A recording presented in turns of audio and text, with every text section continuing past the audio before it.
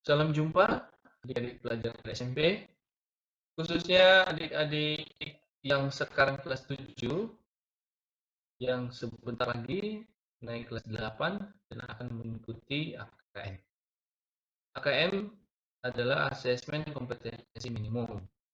Pertama kali AKM ini dilaksanakan pada tahun 2021 dan pada siswa kelas 8. AKM itu ada dua hal yang diuji, yaitu numerasi dan literasi. Saya adalah guru matematika, maka saya lebih banyak akan bicara tentang numerasi. Numerasi adalah kemampuan berpikir menggunakan konsep, prosedur, fakta, dan alat matematika untuk menyelesaikan masalah sehari-hari dalam berbagai jenis konteks yang relevan dengan warga Indonesia dan dunia. Baik, untuk lebih jelas, soal-soal AKM itu adik-adik bisa langsung ke web ANBK. Jadi adik-adik tinggal langsung ketik di sini anbk.kemdikbud.go.id. Nanti adik-adik langsung diarahkan ke alamat web dari ANBK. Nah, di sini kita sudah masuk. Saat sudah di halaman depan dari ANBK, di sini ada webnya Asesmen Nasional. Nah, kalau kita omong Asesmen Nasional ini, maka ada 3 bagian, yaitu AKM, survei karakter, dan survei lingkungan belajar. Baik, untuk kita sekarang akan membahas tentang AKM. Kita akan lihat contoh soal AKM. Soal AKM, adik-adik bisa lihat di sini. Nah, di sini contoh soal AKM itu ada untuk tingkat SD, SMP, dan SMA. Kita lihat contoh soalnya. Di sini saya guru SMP, saya akan mengambil soal untuk kelas 7 dan kelas 8. Nah, di sini ada soal literasi dan soal numerasi. Saya akan mengambil soal numerasi. Untuk kelas 8, di sini ada bilangan, geometri dan pengukuran, aljabar, data dan ketidakpastian. Jadi ada 4 materi pokok yang akan didistribusi ke dalam soal-soal AKM. Kita coba lihat beberapa soal AKM yang diujikan pada tahun 2021 yang sudah saya coba buat solusinya dengan cara saya. Mungkin adik-adik bisa dengan cara adik-adik. Semoga latihan soal AKM ini bisa membantu adik-adik untuk memecahkan soal-soal AKM yang ada pada web usmenjar.kemdikbud.go.id. Soal nomor 1, rumah ideal. Menentukan ukuran rumah yang ideal memang susah gampang.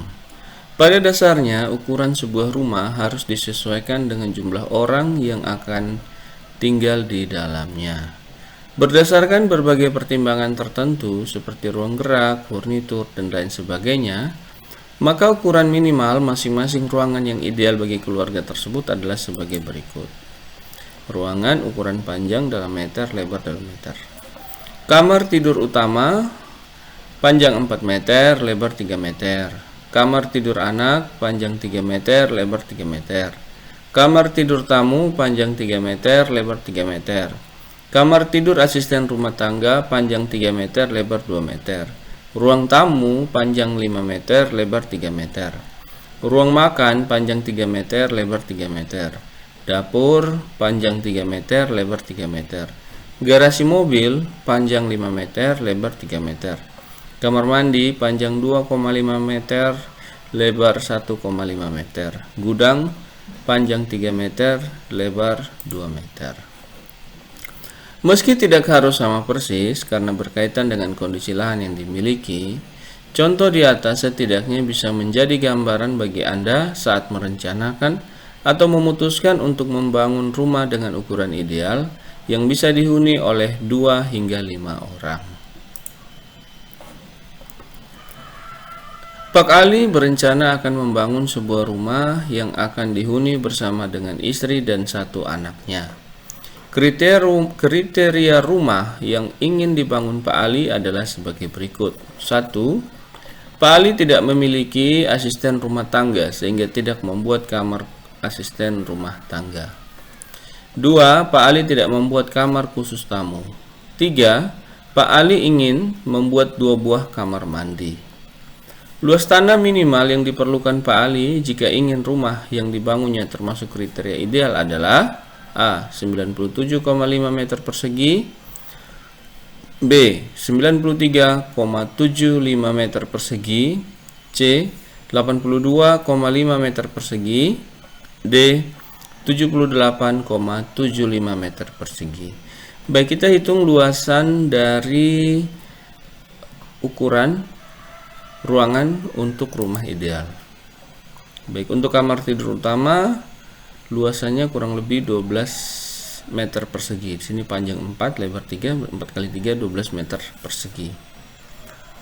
Jadi ukuran luas untuk masing-masing kamar kalau kita totalkan itu kurang lebih sama dengan 93,75 meter persegi. Nah, di sini Pak Ali ingin membangun rumah yang tidak memiliki asisten rumah tangga sehingga tidak ada kamar asisten rumah tangga. Maka kamar asisten rumah tangga ini kita hapus. Di sini luasnya 6 meter persegi, berarti nanti kita kurangkan 93,75 kita kurang dengan 6 sehingga luasnya masih luas 87,75 meter persegi. Itu kalau tanpa kamar asisten rumah tangga.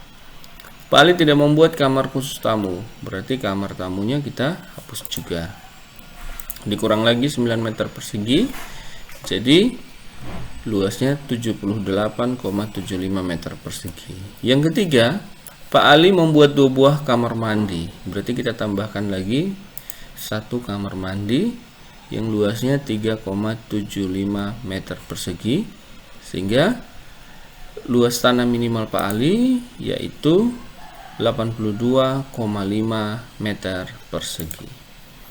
Jadi, luas tanah minimal yang diperlukan Pak Ali jika ingin rumah yang dibangunnya termasuk kriteria ideal adalah 82,5 meter persegi. Jadi jawabannya adalah C. Baik, kita lanjut ke soal nomor 2, masih berhubungan dengan rumah ideal. Oke, sekarang Pak Ali membeli sebidang tanah yang luasnya 1 are. Pak Ali mengalokasikan 15 meter persegi dari tanah tersebut untuk dibuat halaman rumah. Apakah Pak Ali bisa membangun rumah yang ideal?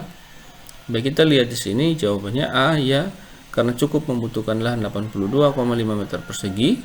B, ya, lahan Pak Ali masih tersisa 10 meter persegi. C, tidak, karena rumah ideal Pak Ali memerlukan luas minimal 90 meter persegi. D, tidak, lahan Pak Ali masih kurang 7,5 meter persegi. Baik, kita sama-sama cek dulu di sini. Di sini Pak Ali membeli tanah yang luasnya 1 are. Apakah dengan tanah luas 1 are Pak Ali bisa mengalokasikannya untuk 15 meter persegi dibuatkan halaman? 1 are itu sama dengan 10 meter kali 10 meter sama dengan 100 meter persegi. Nah, di sini luas lahan yang terpakai kan nanti Pak Ali hanya membutuhkan 82,5 meter persegi. Berarti masih ada sisa lahan 17,5 meter persegi. Sehingga di sini jawabannya A, ya, karena untuk membangun rumahnya Pak Ali hanya membutuhkan 82,5 meter persegi.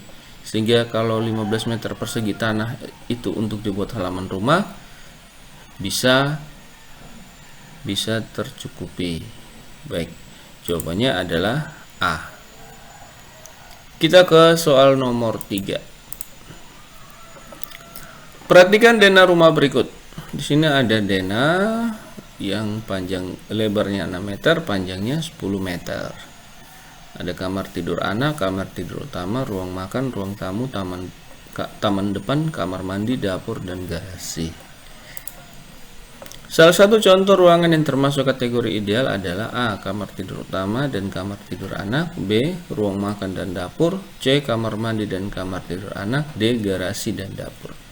Baik, kita lihat dulu ini ukuran rumah ideal yang tadi sudah kita sama-sama lihat.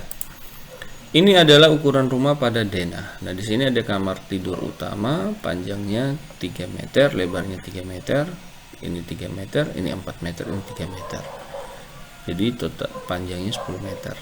Jadi di sini panjang kamar utama adalah 3 meter kali 3 meter.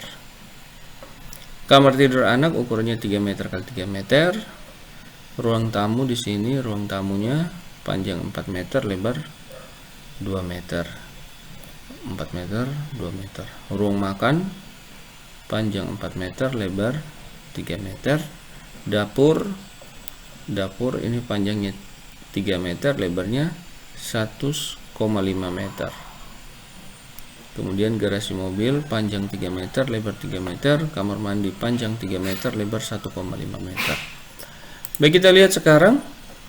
Kita mau lihat kamar tidur utama pada ukuran rumah pada Dena, kemudian ukuran rumah ideal. Kamar tidur utamanya ternyata di sini pada ukuran rumah ideal panjangnya harus 4 meter, sedangkan pada Dena ukurannya 3 meter. Jadi ini termasuk kategori tidak ideal.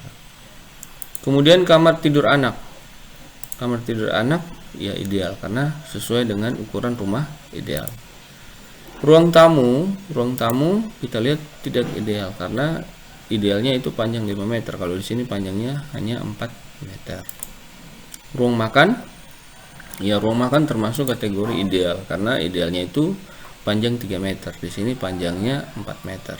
Jadi sudah lebih dari ideal. Jadi termasuk kategori ideal. Dapur kalau kita lihat ukurannya itu tidak termasuk dalam kategori ideal. Kemudian garasi juga tidak termasuk kategori, jadi dia tidak ideal juga. Kemudian kamar mandi, nah kamar mandi ini kategorinya ideal. Baik, jadi jawabannya adalah C, kamar mandi dan kamar tidur anak. Kita lanjutkan yang berikut, soal nomor 4. Jembatan rangka baja adalah struktur jembatan yang terdiri dari rangkaian batang-batang baja yang dihubungkan satu dengan yang lainnya. Tipe jembatan rangka batang ini memiliki jumlah yang banyak karena banyak para ahli yang mengembangkan ide-ide untuk jembatan rangka batang.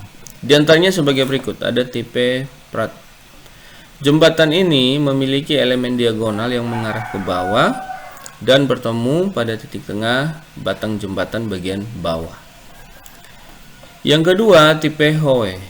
Jembatan ini kebalikan dari tipe Pratt dengan elemen diagonalnya mengarah ke atas dan menerima tekanan, sedangkan batang vertikalnya menerima tegangan.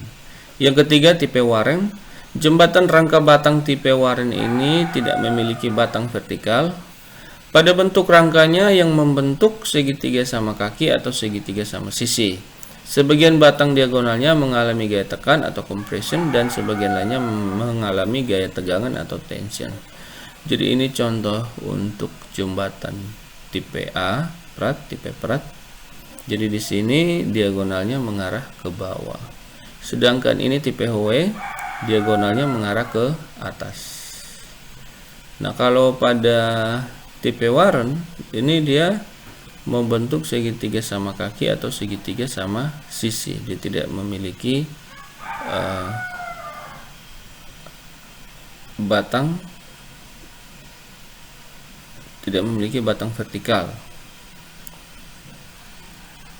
pada bentuk rangkanya.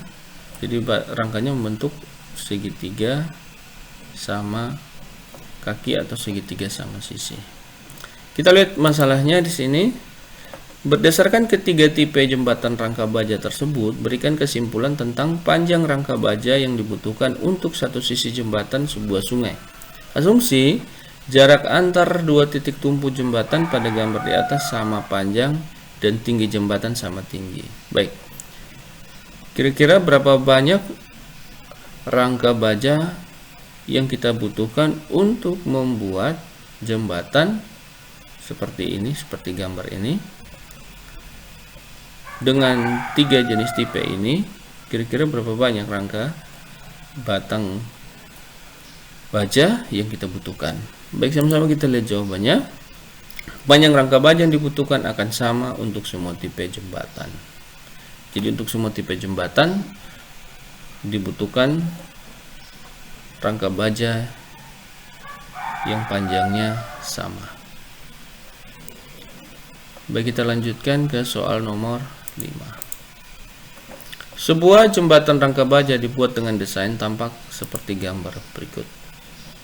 Adik-adik bisa lihat gambar ini.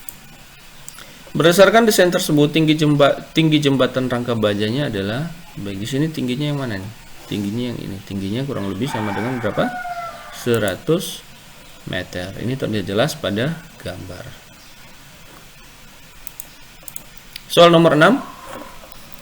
Ari membuat topi berbentuk kerucut dari kertas karton untuk acara ulang tahun adiknya dengan langkah pembuatan sebagai berikut. Yang pertama, digambar setengah lingkaran, kemudian dipotong setengah lingkaran, dilipat menjadi seperti topi, kemudian dihektar, dilem, dan jadi topi.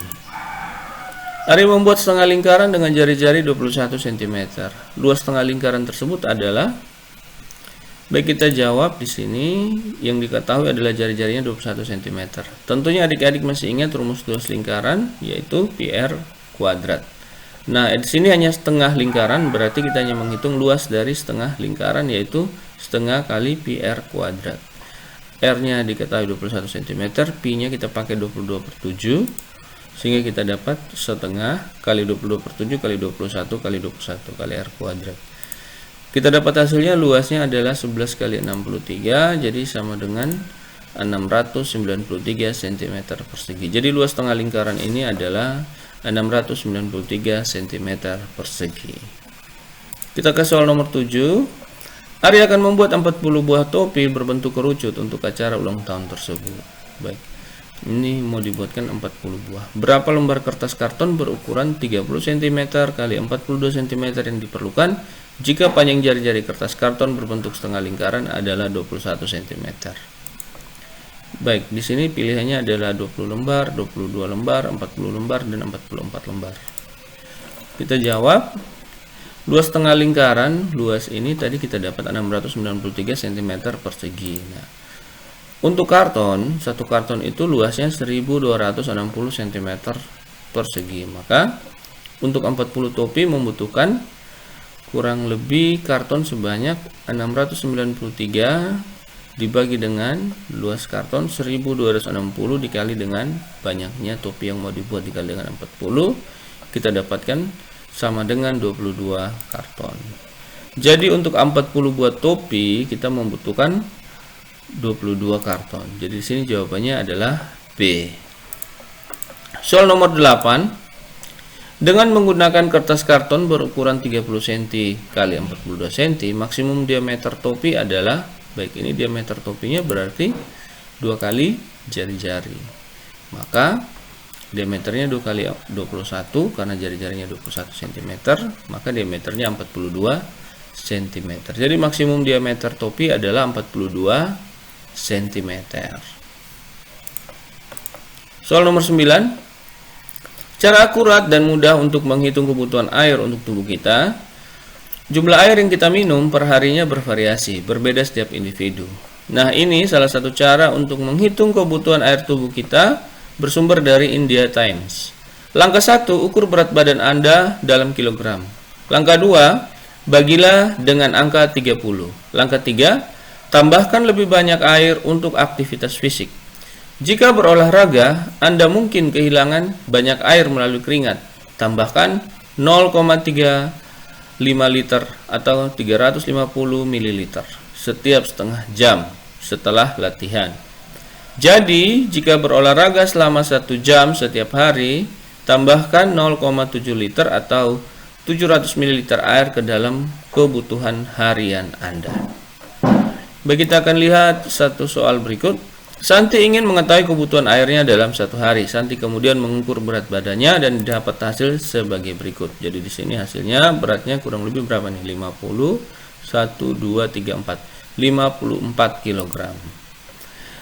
Jika hari itu Santi berolahraga selama 60 menit, jumlah air yang dibutuhkan Santi adalah A. 1,8 liter, B. 2,1 liter, C. 2,3 liter, D. 2,5 liter. Baik, di sini ketentuannya adalah kita membagi berat badan dengan angka 30. Kemudian kalau kita berolahraga maka tambahkan 0,35 liter setiap setengah jam. Kita akan menghitung. Kita jawab, berat badan Santi 54 kg. Kebutuhan air berat badan dibagi dengan 30. Maka kebutuhan air Santi adalah 54 berat badannya dibagi dengan 30. Sama dengan 1,8 liter. Santi berolahraga 60 menit. Nah, jika berolahraga selama 30 menit dibutuhkan tambahan 0,35 liter. Maka Santi membutuhkan tambahan air sebanyak 2 kali 0,35 atau sama dengan 0,7 liter. Jadi jumlah air yang dibutuhkan Santi adalah 1,8 liter ditambah 0,7 liter sama dengan 2,5 liter. Jadi jawabannya adalah D. Soal nomor 10. Budi memiliki kebutuhan air setiap hari sebesar 2695 ml. Budi memiliki gelas sendiri yang memiliki bentuk sebagai berikut. Ini gelasnya, tinggi gelasnya 12,5 cm, tampak atas diameter gelasnya adalah 7 cm. Perhatikan dua pola minum berikut. Jadi pola minum 1, di sini hanya adalah tinggi gelas, pagi 2 gelas dengan volumenya dengan tinggi airnya 0,8 H, 0,8 kali tinggi gelas. Siang 3 gelas, malam 2 gelas. Pola minum yang kedua, pagi 1,5 gelas, siang 3,5 gelas, malam 1,5 gelas. Dari dua pola minum di samping, manakah pola minum yang dapat dilakukan Budi untuk memenuhi kebutuhan airnya? Jelaskan jawabanmu. Baik, kita jawab. Di sini diketahui diameternya 7 cm dan tinggi gelasnya 12,5 cm. Untuk menghitung volume gelas, yaitu 1/4 pi dikali diameter dikuadratkan dikali dengan tinggi. Ini volume. Nah, tinggi air minum itu 0,8 H. H ini adalah tinggi gelasnya, berarti 0,8 kali 12,5 sama dengan 10 cm. Ini adalah tinggi air minum, sehingga kita bisa menghitung volume air minum 1 gelas yaitu 1/4 dikali 22/7 dikali diameter kuadrat, berarti kali 7 kuadrat dikali dengan tinggi air minum 0,8 kali 12,5.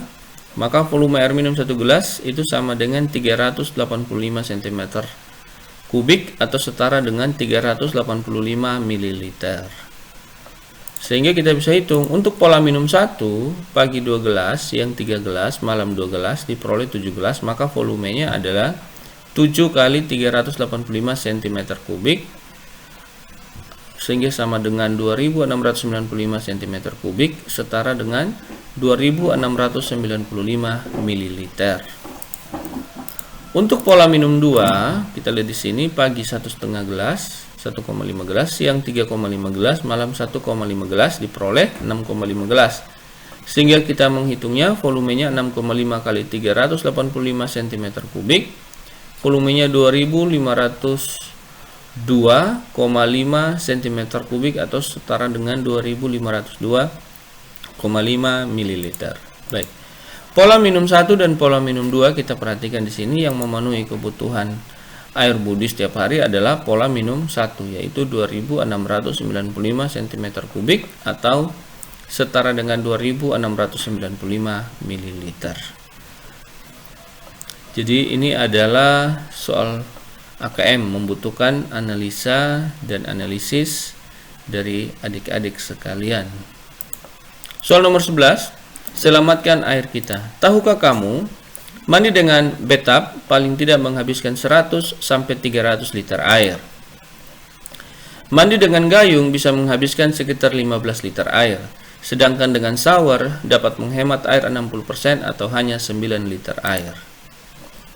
Keran bocor bisa membuang air 13 liter per hari. Mengurangi frekuensi pemotongan rumput bisa menghemat 1.900 sampai 5.700 liter per bulan. Memproduksi selembar kertas ukuran A4 seberat 80 gram membutuhkan 10 liter air. Penggunaan air yang berlebihan dalam kegiatan rumah tangga sehari-hari merupakan salah satu faktor yang dapat menyebabkan terjadinya krisis air bersih di Indonesia pada tahun 2025. Sedangkan kegiatan mencuci pakaian adalah pemakaian air terbesar kedua setelah untuk keperluan mandi. Rata-rata konsumsi air tiap orang untuk keperluan mandi dan cuci setiap hari adalah 60 liter. Ukuran gayung yang dipakai untuk mandi umumnya berbentuk tabung dengan diameter 12 cm dan tinggi 13,5 cm. Baik, ini adalah informasi yang kita perlukan untuk menjawab beberapa soal berikut. Yang pertama, volume air dalam gayung yang terisi penuh adalah berapa liter? Nah, kita tahu bahwa pada umumnya gayung itu berbentuk tabung dengan diameter 12 cm dan tinggi 13,5 cm. Maka volumenya kita jawab. Di sini diameternya 12 cm, tingginya 13,5 cm dan pi 3,14, maka volume 1/4 dikali pi dikali d kuadrat dikali tinggi. D ini adalah diameternya, maka volumenya adalah 1/4 kali 3,14 kali 12 kuadrat kali 13,5. Kita dapat volume air satu gayung itu 1526,04 cm3 atau setara dengan 1,53 liter.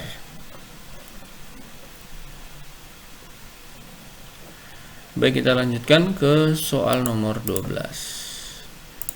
Masih tentang selamatkan air kita. Ini informasi yang tadi. Berdasarkan informasi yang tadi, untuk satu kali mandi diperlukan 10 gayung air. Baik, kita jawab. Satu gayung itu dia setara dengan atau sama dengan 1,53 liter.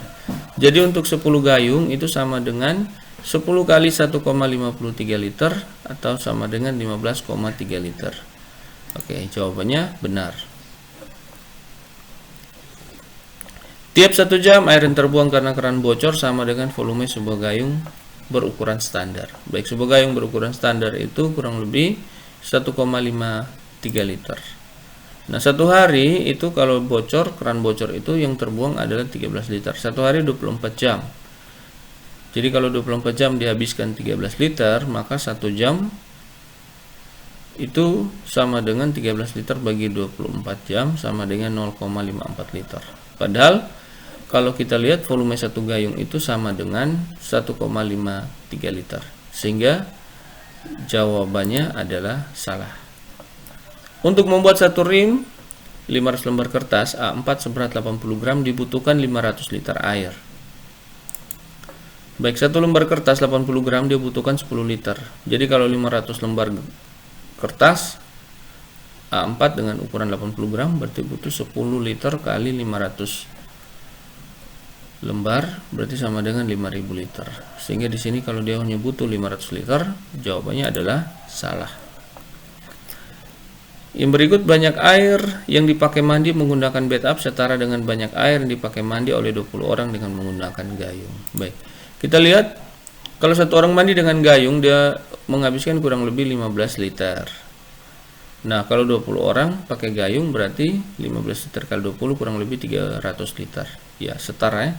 Karena satu bathtub itu kalau kita lihat di sini bathtub itu paling kurang menghabiskan 100 sampai 300 liter. Sehingga kalau 20 orang mandi menggunakan gayung sama dengan satu kali mandi menggunakan bathtub. Jadi jawabannya adalah benar. Baik adik-adik, demikian beberapa soal yang coba saya sajikan terkait dengan bentuk-bentuk soal AKM. Jadi soal-soal AKM ini lebih banyak membutuhkan analisa dan analisis untuk kita. Jadi setelah kita membaca soalnya, kita bawa dulu ke dalam model matematika, kemudian baru kita selesaikan. Terima kasih atas perhatiannya.